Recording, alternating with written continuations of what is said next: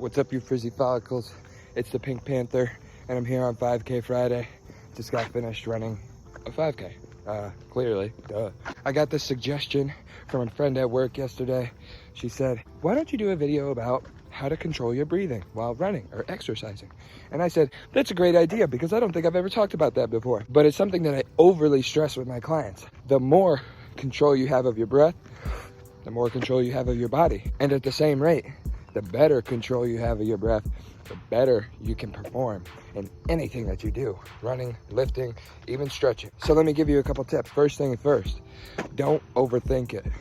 When you're out there running, walking, doing cardio, breathing will come to you naturally.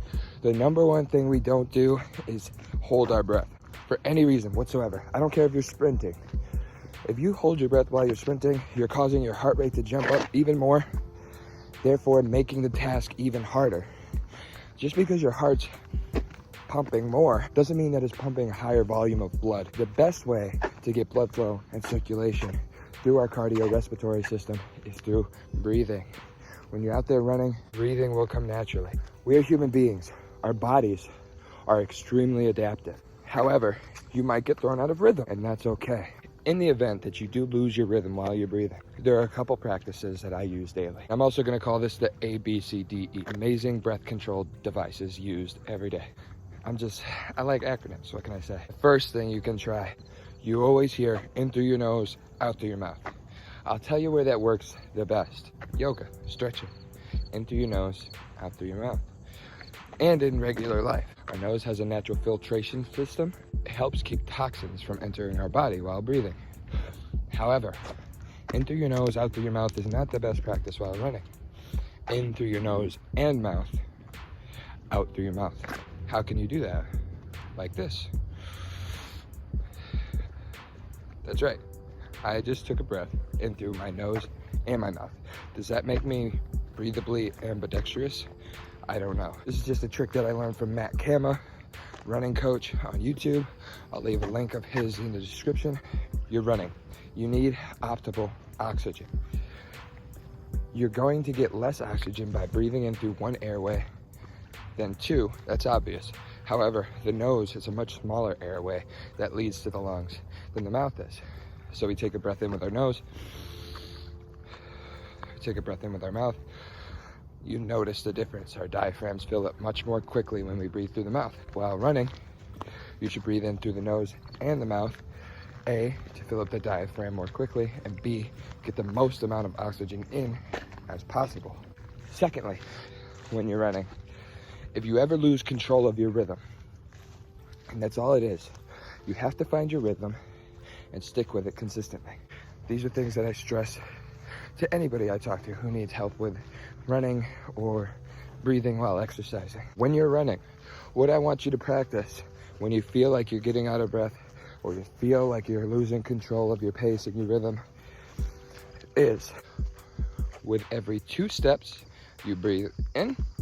So it's in, and then with 2 steps, you breathe out, out, like this.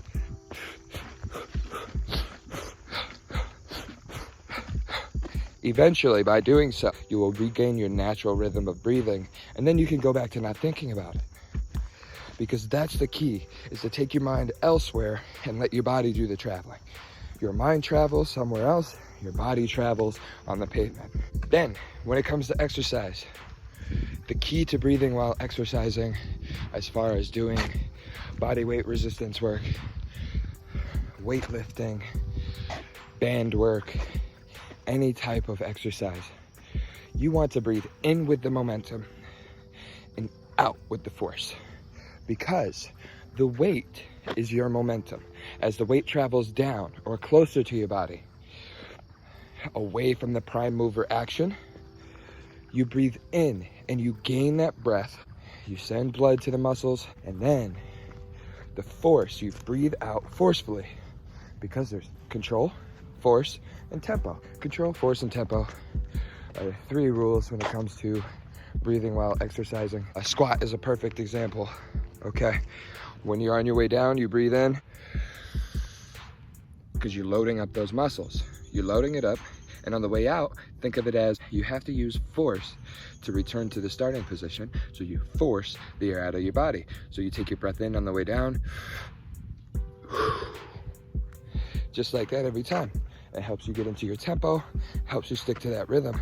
And also, if you're focusing on your breathing while you're weightlifting, it kind of takes away the stress of, oh my God, I'm lifting heavy weights. And it makes things a little bit easier for you. I hope today's video was a bit more informative than usual.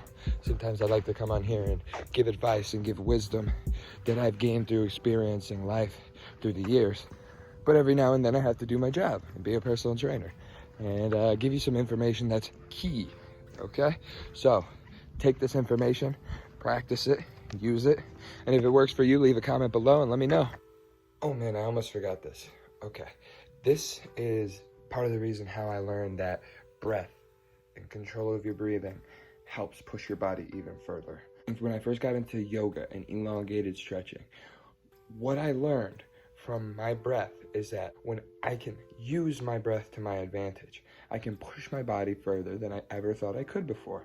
You get into a stretch, you take a couple deep breaths, you breathe in, and on your breath out, you can get deeper into that stretch than you ever thought you could before. I could almost do splits doing things like this, and I never pictured myself being able to do that. I could wrap my palms around the sole of my foot and pretty much touch my head to my knees through deep breathing like that.